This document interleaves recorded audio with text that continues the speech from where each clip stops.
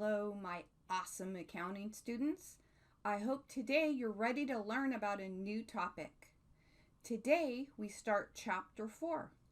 Chapter 4 incorporates real live accounting journals and ledgers. So, how do we move on from Chapter 3 to Chapter 4? By now you should have studied the rules of debits and credits. We know that this is a foundational learning topic, and you really can't move on any further into the course until you got that down. We are making our way through the accounting cycle, which is a series of steps that businesses need to perform each accounting period. You know that accounting is the process of classifying, recording, summarizing, and communicating data to the users that need it. The first step in the accounting cycle was to analyze transactions. We learned about this in Chapter 2. Let's take a minute to refresh our memory. We learned about a step-by-step method when we were learning how to analyze transactions. First of all, visualize the financial event in your head. Make it real to you. Think about a business that you could envision placing yourself into. You want to identify the accounts affected. We learned about 5 types of accounts. Think about the types of accounts that would be affected. Then classify the accounts. Ask yourself, where do they fall under the accounting equation? Next, apply the rules of debits and credits after you decide where the increases and decreases are to the accounts. Don't forget, as we talked about numerous times, for every transaction, the debit has to equal the credit. There will never be an exception to this. A brief reminder of where we've been. Remember the 5 rules of debits and credits. Assets are increased with a debit and decreased with a credit. On the other hand, anything on the other side of the equal sign will be reversed. Liabilities are the opposite. They are increased by credits and decreased by debits. And capital looks just like liabilities. It's increased with credits and decreased with debits. And revenues also look the same as liabilities. They are increased with credits and decreased with debits. The last account under the equity umbrella is expenses. Notice the minus sign in front of it. That means that its rule looks the opposite of everything else on the right-hand side of the equation. Expenses are always increased with debits. Also, we had that one weird contra account called drawing. It was a contra equity account, which means contrary to the normal balance.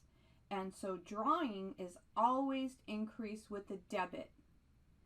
It's imperative that you've invested the time to learn these debits and credits before moving on. So let's get back to journalizing. A journal is a financial record for recording all types of business transactions. Think of a journal as a diary of a business. Some teenagers keep diaries of everything that happens to them during key points in their lifetime. A journal does the same thing, except instead of recording personal events that happen, the journal records financial transactions. It's actually a historical financial record of the company. In this chapter, we will learn how to journalize. The journal is called the Book of Original Entry. That's because this is the first place a transaction gets recorded. In the last chapter, we learned about messy T accounts. They were great for learning about transactions, but as you saw, they're messy and not very efficient. In this chapter, we're going to make the transition from T accounts to a real live document called the General Journal. Let's get started. Note that we are taking the same set of transactions that we learned about in chapters 2 and 3. We're just changing the way that we record them. As you will recall, the way that all of these problems start out is that the owner contributes cash into the company to start it from scratch. So in the first transaction, visualize what happened. The owner puts money into the company. Identify the types of accounts that are used to record this transaction. Back in chapter 2, we learned that capital contributions increase the assets and increase the equity of the firm. Then we identified the two accounts. This affects both cash and capital. Then we applied the rules of debits and credits. To increase the cash account, we debited it. And to increase the capital account, we credited it. So take a look at this transaction. Remember that the T accounts were a learning tool. Now we're going to learn to record that in a journal. This is the first journal entry for Eli's consulting service. Notice that the General Journal has a page number. Next, notice that the General Journal also has a date. Entries are listed in chronological order. In the description column, enter the account to be debited. Write the name close to the left margin and then enter the amount on the same line in the debit column. Then indent a little bit and enter the account to be credited. Enter the amount on the same line in the credit column. Then skip down to the next line and enter a complete but concise description of the transaction that happened. The description is indented about 1/2 inch from the left margin. Leave a blank line between journal entries. When possible, the journal entry should refer to any source documents. Examples of this would include an invoice number, or a check number, or something else that supports the transaction being recorded. We just recorded our first transaction in the General Journal. So to summarize the rules of journalizing, notice the following. Every transaction is dated. Move over to the description column and record the debit first. Always record the debit first. The debit should be left aligned with the journal line.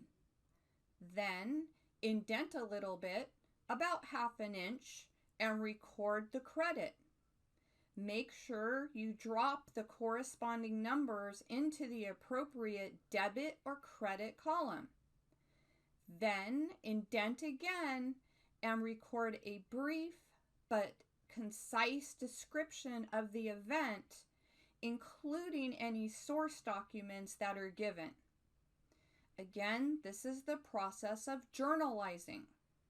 We will be journalizing in every single chapter this semester and in all semesters to come in any accounting class that you take.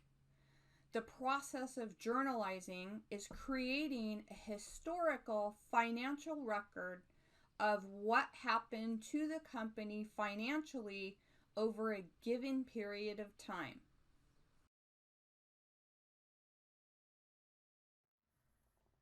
On the next transaction, Eli's consulting service issued check number 1001 for $5,000 to purchase a computer and other equipment.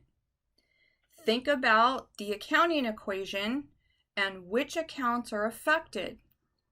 In this case, we have one asset going up and another asset going down. Specifically, the asset called equipment is going up, so we increased equipment with a debit. The other asset, cash, is going down. We record decreases to assets with credits. So think about the transactions in terms of T accounts and then transfer that knowledge to the journal. On the right-hand side of the slide, we see the same transaction journalized. We make sure that we date the transaction. We then list the debit first. All the debits should be left aligned. Then we indent a little bit and record the credit to cash.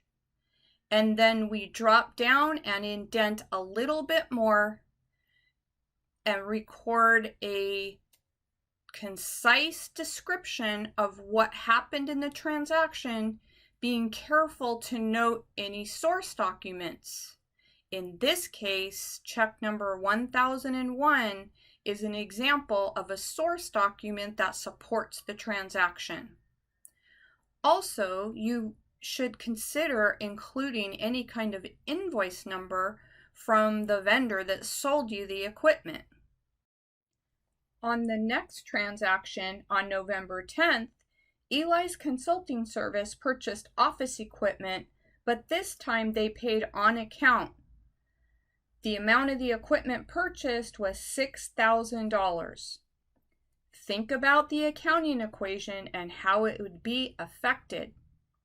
One asset is going up, and on the other side of the equation, the debt or liability account called accounts payable is also going up.